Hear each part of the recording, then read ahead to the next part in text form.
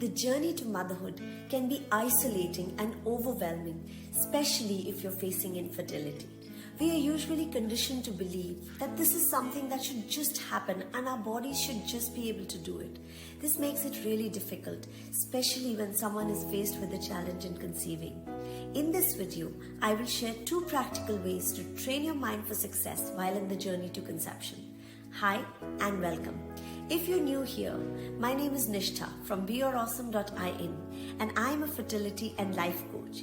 Be Your Awesome is dedicated to helping women be their healthiest and happiest while trying to conceive so that they can bring in healthy and happy children into this world. I work with women trying to conceive, and when faced with infertility, some of my clients tell me that they feel broken or they feel like a failure. Some feel like they're being punished for focusing on their career, for delaying their pregnancy, or for terminating a previous pregnancy. And it's not just women. Men experiencing infertility have similar feelings of inadequacy, of hopelessness and worry. There is so much in this journey that seems out of our direct control, and this is what makes this whole phase even more overwhelming. Our conditioning is such that we believe that our mind and our body are separate. Well, the yoga traditions and realized masters have been saying this forever. And now recent scientific research is confirming an undeniable link between the mind and the body, and that our minds dictate the health of our bodies. Research has also shown a definite impact of mental stress on fertility. Constant stress keeps your body in a continuous fight or flight mode, which focuses only on the survival functions of the body. And bringing a new life into this world is not in that list. Therefore, it becomes like a vicious cycle. Today, I want to share 2 super practical ways to build up your mindset and break the cycle. First, the power of acceptance. Let's first look at stress in our lives today. And in my work, I see that 90% of my clients are stressed because they're just resisting their current reality. And sometimes they've been resisting it for years. We have been conditioned to expect certain types of scenarios or even behaviors from others. And then when it's not what we anticipated, we start to continue resisting it instead of accepting it. Sometimes even forever.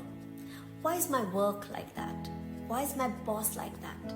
Why is my partner like that? Or my mother-in-law like that? Why is the situation like that? Why can't he or she think of it like I think of it?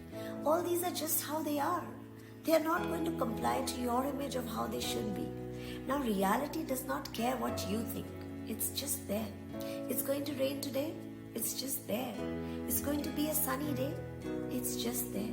And when this weather is not convenient for us, we start resisting it. I want a baby next month, but my mind and body are not ready for it. They are needing more work. That's just reality. The first step is to accept the reality as it is and know where you're starting from, even if the current situation is not what you desire in your life. But with acceptance of the current situation comes greater determination to make a change.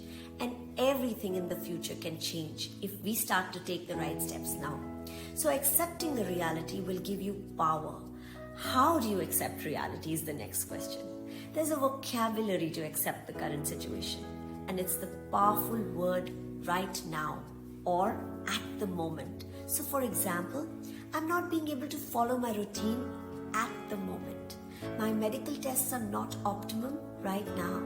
My work is stressful at the moment. Just using the word at the moment or right now gives the possibility to make that change for the future. It tells you that while this is the current reality, it's not permanent, and it empowers you to take the action to change. Now that you've taken the first step and accepted reality as it is, the second step and the most important step in training your mind for better fertility is to stop being hard on yourself. I'll say that again. Stop being hard on yourself.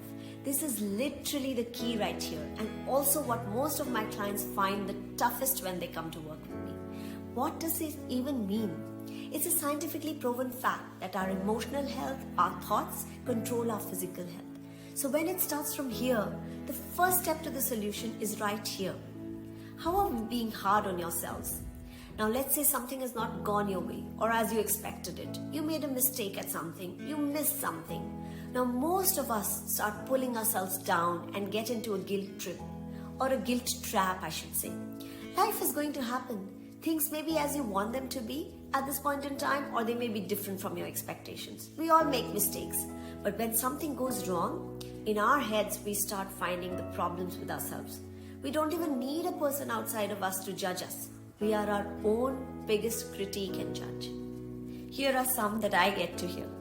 Oh, I always end up speaking more than I need to. I can never control myself from eating junk. I don't deserve anything better. I can't even wake up on time. What will I take care of a child? I'm not consistent. I just can't. I can't make the effort. I'm a failure. And it goes on and on and on. Here's the thing. You're only creating more stress. I know it's very easy to start beating yourself up, especially when you're in a phase when you're not trusting your body. But let me tell you, this is the key to resolving so many fertility issues. Here's a trick to be easy on yourself. Stop thinking. Yes, you heard me. Stop thinking. Thinking is not your best friend in the middle of a challenging situation.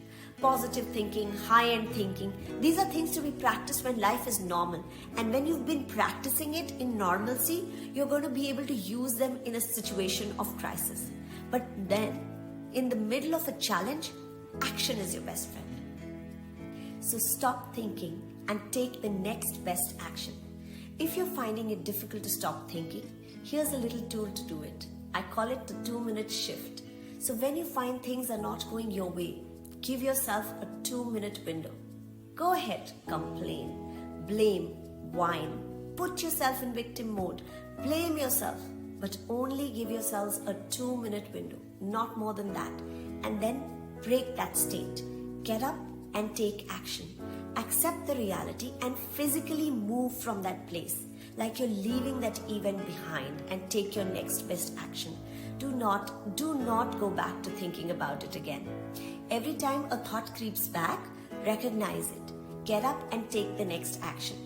For you, it could be deep breathing, breath work, working out, meditating, affirming, visualizing, taking rest, talking to a friend, connecting with your coach, asking for help, whatever you think is the best action for you, but take the action.